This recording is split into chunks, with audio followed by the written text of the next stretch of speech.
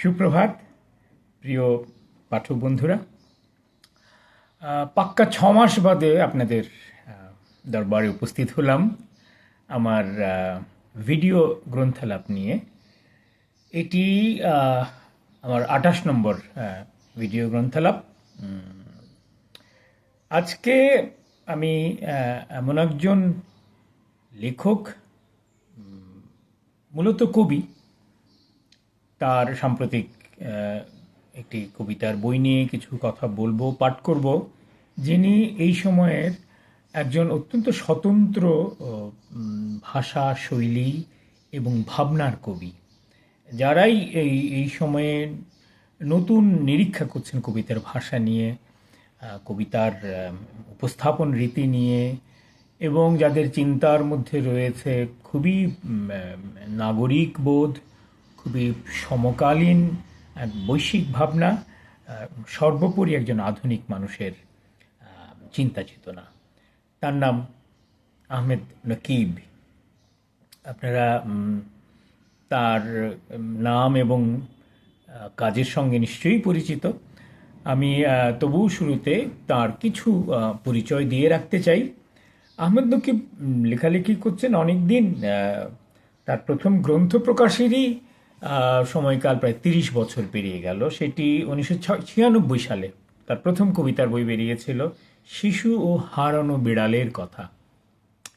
এরপর একে একে প্রায় বছরের নিয়মিত বিরতিতেই তার কবিতার বই বেরিয়েছে। মোট কবিতার বইয়ের সংখ্যা 6, 9, 12, 14, যার মধ্যে উল্লেখযোগ্য ওরা আমাকে ঘিরিয়া ঘিরিয়া নাচে আর গুলি করে। তারপর রয়েছে কালো কাচের বাইরে কিছু আর ঘটে না, মিসেস নিতিয়ার সাথে বৃষ্টি আসলো যেদিন, গান গাবো বিজয়নগরে, তাল তাল মেঘ ভেঙে পড়ছে, যে ব্রিজ দৃশ্যত নাই। কবিতা বইয়ের শিরোনামগুলো শুনেই আপনারা বুঝতে পারছেন তার চিন্তা ভাবনা, তার উপস্থাপনা, তার শব্দপ্রয়োগ, তার ভাষারীতি সবই একটু আলাদা এবং বেশ আধুনিক, ঝকঝকে, সপ্রতিভ। পাশাপাশি তিনি কিছু গদ্যগ্রন্থ রচনা করেছেন, যার মধ্যে একটি রয়েছে ঘষা খাইতে খাইতে চলে নয়া চক্রের খেল। এটি গদ্যগ্রন্থ, মুক্ত গদ্য বা ব্যক্তিগত গদ্যের গ্রন্থ। এছাড়া একটি গল্পের বইও তার বেরিয়েছে, সেটির নাম টেক্সট মেসেজের মৃত্যু। আমার নাকি আগেই বলেছি বহু গুণে গুণান্বিত একজন মানুষ। তিনি ছবিও আঁকেন, নানা রকম স্কেচ ইত্যাদি করেন, এবং তার স্কেচগুলো নিয়ে একটি গ্রন্থ প্রকাশিত হয়েছে, যার নাম চাঁদে পাওয়া। তো দেখতেই পাচ্ছেন চাঁদের সঙ্গে তার একটা আত্মিক মিল রয়েছে। সেই চাঁদ আসলে আমরা মাথার উপরে আকাশ জুড়ে যে একটি দেখতে পাই, একটা বৈশ্বিক একটা বিষয়, মহাজাগতিক একটা রহস্য, তাকে তিনি তার একটা দেখার, একটা বীক্ষণের মাধ্যম হিসেবে নিয়েছেন। তিনি একটু ওপর থেকে, অনেক দূর থেকে, অনেক মহাকাশের পরিসর, বিস্তৃত পরিসর থেকে আমাদের নিচের যে ক্ষুদ্র পৃথিবী, ক্ষুদ্র প্রাণী জগৎ, ক্ষুদ্র বস্তু বিশ্ব, তাকে অবলোকন করেন খুবই নির্মোহ এবং বলা যেতে পারে দার্শনিক দৃষ্টিতে। বলাই বাহুল্য, এত উপর থেকে নিচের জিনিসপত্র দেখলে তার মধ্যে এক ধরনের বোধ, দার্শনিক বোধ, এবং আমরা যে কত ছোট, আমাদের পরিসর যে কত সীমিত, সেই ভাবনাগুলো তার মধ্যে আসে এবং এক ধরনের বলা যেতে পারে তার আত্মিক বা আবেগিক স্ফুরণ ঘটে, এবং সেই স্ফুরণগুলোই মূলত তিনি চাঁদের ক্যামেরার চোখে তুলে নিয়েছেন এবং আমাদের সামনে উপস্থিত করেছেন।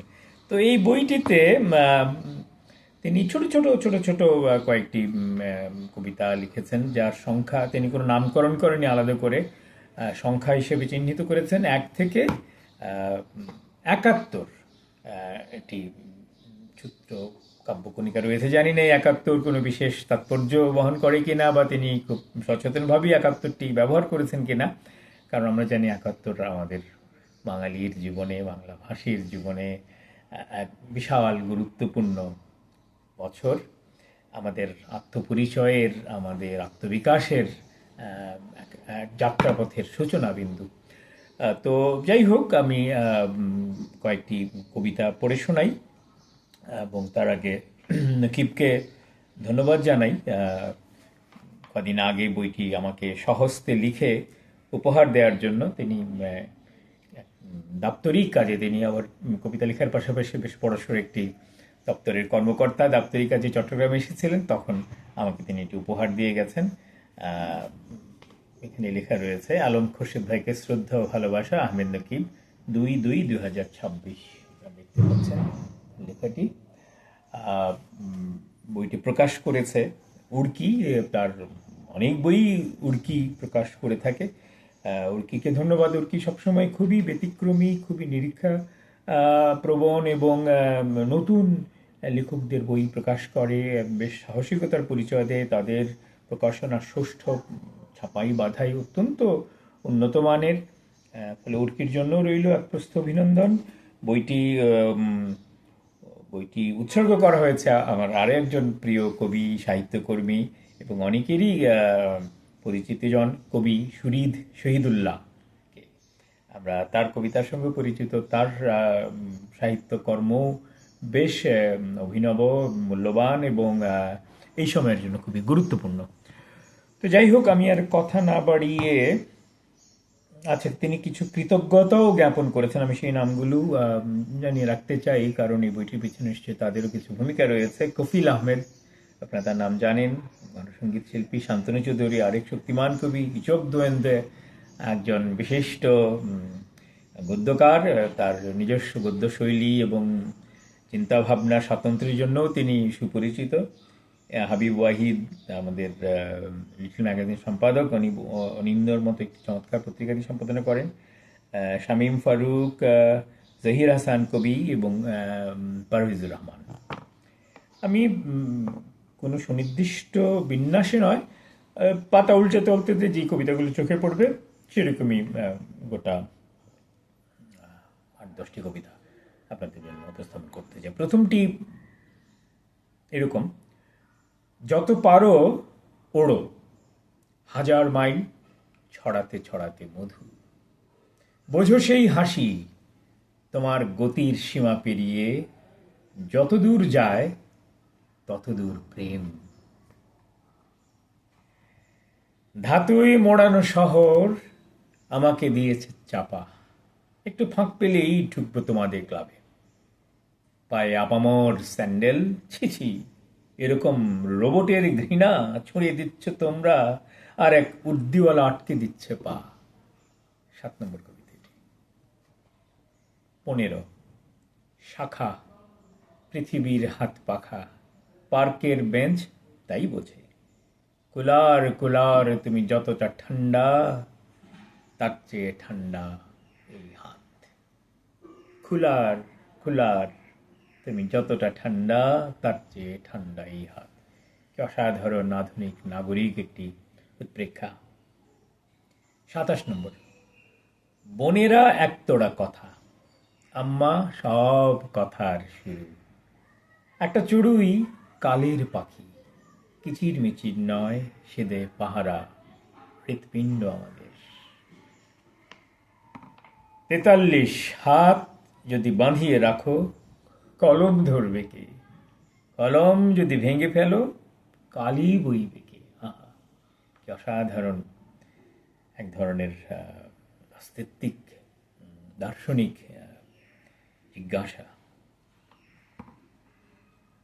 অঞ্জলি অঞ্জলি রক্ষিত বুকের দেরাজে, খুললেই দেবে তোমাকে প্রতিদান ফুটফুটে শিশু। 49, চিঠির ভাষায় নয়, ডানায় চড়ে এসেছ, পোস্ট অফিস বিহীন এই প্রেম লেখা আছে। হাস্য, প্রতিটি অক্ষর থেকে উপচে পড়ছ তুমি।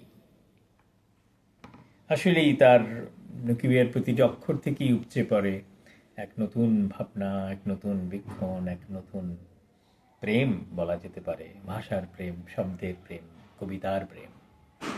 ঘুম থেকে জেগে দেখি তুমি কাকাতুয়া, কথা বলে যাও অনর্গল, টেমিং অফ দ্য শ্রু। 51 নম্বর। 55 কলাবতী, টকটকে লাল, সূর্য থেকে লাফিয়ে পড়ে ছুটি দিনের কপালে। অসাধারণ উপমা। টকটকে লাল সূর্য লাফিয়ে পড়েছে টিপ দিনের কপালে। আকাশে হাঁটে কারা, গাড়ির ভেতরে রেখে মুখোশ, এক পাক ঘুরে মিলিয়ে যাচ্ছে ধোঁয়া, ফেলে রেখে নকল পোশাক। আমাদের নাগরিক জীবনের প্রাত্যহিক যে আত্মবিড়ম্বনা, আত্মপ্রবঞ্চনা, তারই বুঝি এক কাব্যিক চতুর্প্রতি বহিঃপ্রকাশ। ছিঁড়ে নিয়েছ ফুল, খোঁপা তাই ডগমগ, বকুলের ডাল অঝরে কেঁদে যায়, জমে ওঠে ঝরা পাতা, বেদনার স্তূপ। প্রেমের সঙ্গে বিষণ্ণতা কি অসাধারণ মেলবন্ধন। দুনিয়ার ফুটপাতে যত কংক্রিট, তত ঘাস তার চোখে ধরে রাখে তেমন সুষমা। দুনিয়ার ফুটপাতে যত কংক্রিট, তত ঘাস তার চোখ ধরে রাখে তেমন সুষমা। অসাধারণ লেখা। নীরব এলাকা, অথচ কান হয়ে যায় ভিপু, ভ্রুগুলো অচিরেই বাঁকা। আহা, আমাদের নীরবতা কিভাবে খুন হয়ে যায় প্রতিটি মুহূর্তে।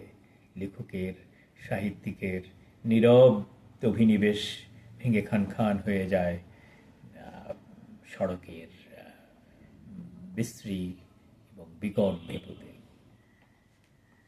রেল লাইন, সর্পিল আমাদের বুকের শিরা, আর চাকা চাকা জন্ম নিচ্ছ হৃদস্পন্দন পৃথিবীর।